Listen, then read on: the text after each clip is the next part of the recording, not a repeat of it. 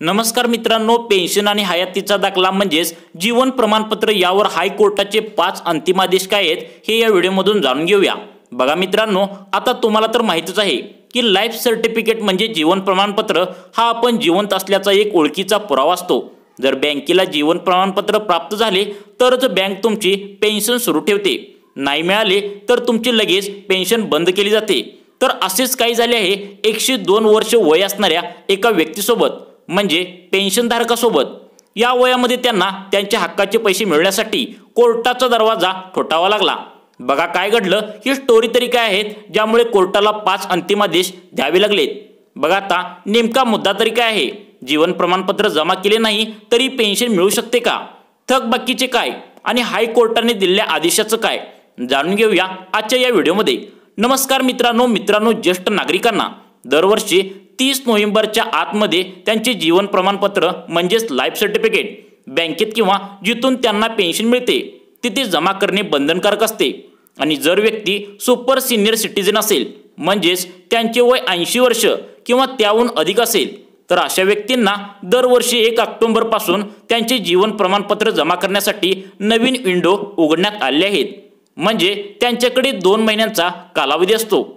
हे जीवन प्रमाणपत्र वेळेत जमा केले तरच तुमची पेन्शन सुरू होते, जर नाही केले तर तुमची पेन्शन बंद होते। मागील वर्षी 17 फेब्रुवारी 2023 रोजी हायकोर्टाने जीवन प्रमाणपत्र आणि पेन्शन या संदर्भात एक महत्त्वपूर्ण ऑर्डर काढली आहे। तर झालं असं की ज्या व्यक्तीने याचिका दाखल केली त्या व्यक्तीचे वय आहे 102 वर्ष आणि ही व्यक्ती स्वातंत्र्य सैनिक होती। त्यामुळे स्वातंत्र्य सैनिक सन्मान आणि गौरवधन पेन्शन अंतर्गत त्या व्यक्तीला पेन्शन मिळत होती। मित्रांनो, पेन्शन केंद्र सरकार आणि राज्य सरकारमार्फत एकत्रितपणे म्हणजे संयुक्तपणे तुम्हाला दिली जाते। या पेन्शनधारकाला पेन्शन 1974 पासून मिळत होती, पण 1 नोव्हेंबर 2017 रोजी दिली जाणारी पेन्शन अचानक बंद करण्यात आली। आता पेन्शनधारक बँकेत जाऊन त्याचे कारण विचारलं असता, परंतु त्यांनी 2017 ते 18 या वर्षासाठी त्यांचे जीवन प्रमाणपत्र म्हणजेच लाईफ सर्टिफिकेट जमा केले नाही, म्हणून पेन्शन बंद झाली होती असे कारण सुद्धा सांगण्यात आले।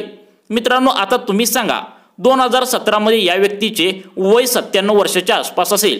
आता 97 वर्ष वय असणारी ही व्यक्ती बँकेमध्ये स्वतः जीवन प्रमाणपत्र जमा करण्यासाठी हजर होऊ शकते का, तुम्हीच सांगा आता। अर्थातच शारीरिक आजारपण आणि तब्येतीचे काही कारण असेल म्हणूनच या व्यक्तीला स्वतःला हजर राहता आले नाही। म्हणूनच याचा पॅसिफिक जर आपण केसचा विचार केला तर तुम्हाला काय वाटतं, तुमच्या प्रतिक्रिया आम्हाला कमेंटद्वारे नक्की सांगा। बघा मित्रांनो, बँकेने त्यांची पेन्शन थांबवणे कितपत योग्य आहे असा प्रश्न आता प्रत्येकालाच पडला असेल आणि ते अयोग्य प्रत्येकालाच वाटत असेल।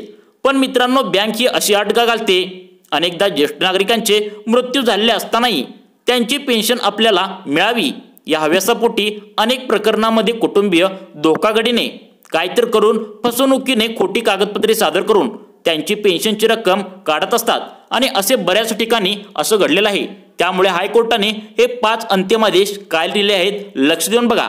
आता तर मग 1 नोव्हेंबर 2017 रोजी पेन्शन थांबवली जाते। आता त्या व्यक्तीचे जी काय असेल ती पेन्शन 1 नोव्हेंबर 2017 रोजी थांबवली जाते आणि ती वर्षभर बंदच राहते। मग पेन्शनधारकांचे इतके वय असतानाही नाईलाज असतो, त्यांना बँकेमध्ये हजर राहावे लागते। त्यांचे जीवन प्रमाणपत्र त्या बँकेमध्ये सबमिट करतात आणि त्यांची पेन्शन पुन्हा सुरू केली जाते। पण मित्रांनो, प्रकरण इथंच थांबत नाही।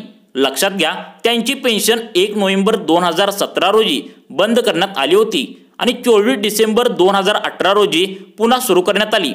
परंतु या दोन्ही तारखांच्या गॅपमध्ये म्हणजे हा जो खंड पडलाय यामध्ये त्यांना कुठलीही पेन्शन देण्यात आली नाही।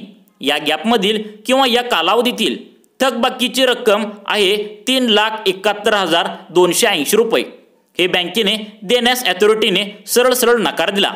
आता ही थकबाकीची रक्कम परत मिळवण्यासाठी 102 वर्षाच्या व्यक्तीला माननीय हायकोर्टामध्ये आपली याचिका दाखल करावी लागते। मग बघा, कोर्टाने जे काही तुम्हाला आदेश दिलेत ते काय दिलेत लक्षपूर्वक बघा। तुम्ही जर पेन्शन घेत असाल तर तुमच्यासाठी हे महत्त्वाचं आहे, लक्ष देऊन बघा।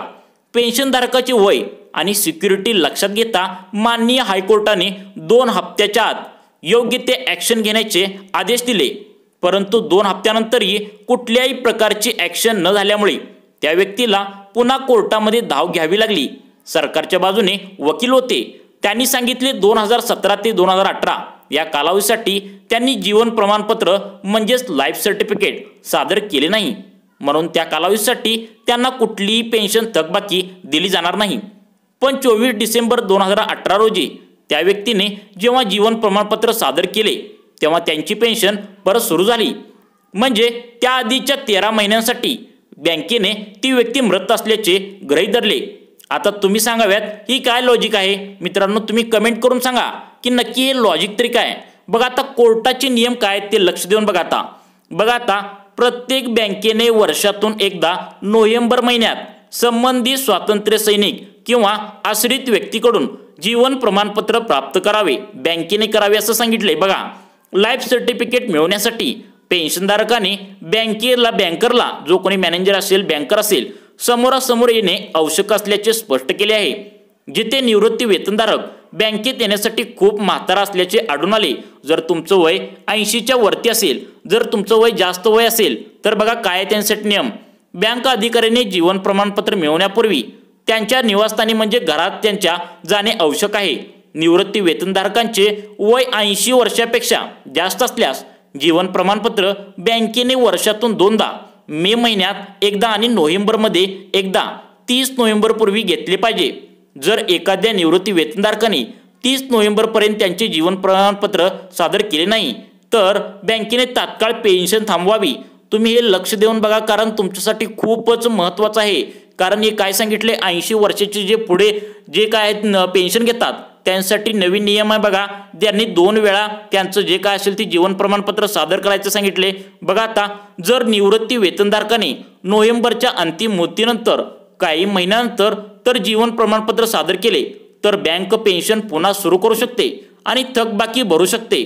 जर निवृत्ती वेतनधारकाने 30 नोव्हेंबरपर्यंत त्यांचे जीवन प्रमाणपत्र सादर केले नाही तर तुमचं काय असेल ती पेन्शन रद्द झाल्याचे मानले जाईल। बघा आता, आणि अशा परिस्थितीत बँकेने PPOचा वितरणधारकाचा जो काही भाग असता तो परत करावा। बघा आता CPAO रद्द केल्यानंतर पेन्शनधारक बँकेत किंवा मंत्रालयात पुन्हा दिसल्यास मंत्रालयाने नवीन मंजुरी आदेश जारी केल्यानंतर आणि नवीन PPO जारी केल्यानंतर पेन्शन पुन्हा सुरू होईल। अशा परिस्थितीत कोणतीही थकबाकी भरली जाणार नाही। बघा आता लक्ष देऊन, हे महत्त्वाचं आहे। जीवन प्रमाणपत्र सादर न केल्यास बँकेचे कर्तव्य सध्या असे दिसून येते की निवृत्ती वेतनधारकाने जीवन प्रमाणपत्र सादर न केल्यास बँका निवृत्ती वेतन थांबतात आणि प्रकरण तिथेच राहू देतात। हे पुरेसे नाही। बघा, पेन्शन थांबवण्याबरोबरच पेन्शनधारकाला त्याने असेल तिने असेल संपर्क का केला गेला नाही हे जाणून घेण्यासाठी त्याने तात्काळ भेट द्यावी आणि अशी बँकाकडून अपेक्षा आहे। बघा, बँकेची अपेक्षा आहे की त्याने गप्प बसू नये, त्यांनी चौकशी करावी। बघा आता त्यामुळे जीवन प्रमाणपत्र सादर करा, यामुळे बँकेचा डेटा वेळेवर अपडेट करण्यात येईल। पेन्शनधारकाची मुदत संपली असल्यास आणि कोणतीही अतिरिक्त देयक वसुली करण्यात मदत होईल। तसेच भारताबाहेर असणाऱ्या पेन्शनधारकाकडून जीवन प्रमाणपत्रे भारताबाहेर असणाऱ्या निवृत्ती वेतनधारकांनाही त्यांचे जीवन प्रमाणपत्र एका पत्तीने सादर करावे लागेल। वर्षातील कोणत्याही सोयीच्या वेळी ते वैयक्तिकरित्या वर्षातून एकदा भारतात येऊ शकतात। जर ते वितरण करणाऱ्या बँकेला येऊ शकत नसतील तर ते सार्वजनिक नोटकरीने स्वाक्षरी केल्याने रीतसर शिक्का मारलेले आणि स्थानिक भारतीय दूतावास आणि उच्चायोगाने पाठवलेले परिशिष्ट 3 नुसार जीवन प्रमाणपत्र सादर करू शकतात। मित्रांनो, असे आहे कोर्टाचे आदेश। मित्रांनो, याबद्दल तुम्हाला काय वाटतं? तुमच्या प्रतिक्रिया आम्हाला कमेंटद्वारे नक्की कळवा व अशाच प्रकारचे व्हिडिओ पाहण्यासाठी आमच्या लाईफ चेंज मोटिवेशन या योजना चॅनलला नक्की सबस्क्राईब करा। धन्यवाद मित्रांनो।